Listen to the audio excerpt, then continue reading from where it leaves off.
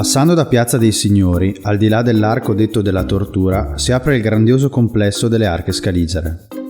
Sorte sul sagrado della piccola chiesa romanica di Santa Maria Antica, le arche sono racchiuse da una splendida cancellata in ferro battuto, che reca il motivo della scala, simbolo della signoria scaligera.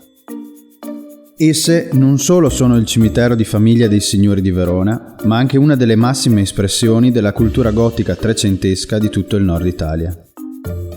All'interno si contano 8 sepolcri, ma le arche monumentali, perfetta fusione tra scultura e architettura, sono 3.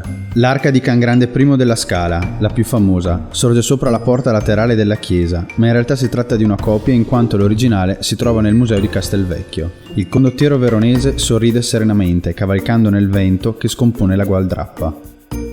L'arca di Can Signorio, firmata sull'architrave dallo scultore Bonino da Campione e riccamente decorata, è riconoscibile dal cavaliere che regge la lancia sopra un cavallo senza gualdrappa.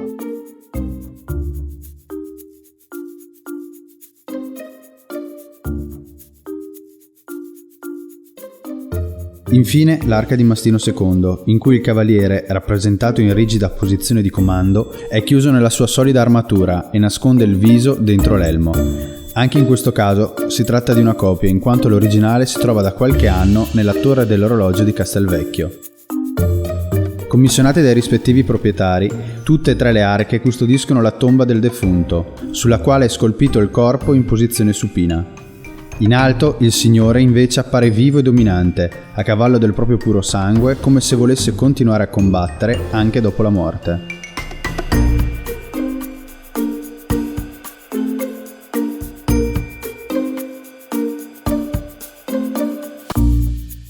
Per tutti coloro che volessero comprendere appieno cosa abbia significato per Verona la famiglia degli Scaligeri e vivere una parte importante e gloriosa della storia di Verona, le Arche Scaligere rappresentano perciò una tappa davvero straordinaria.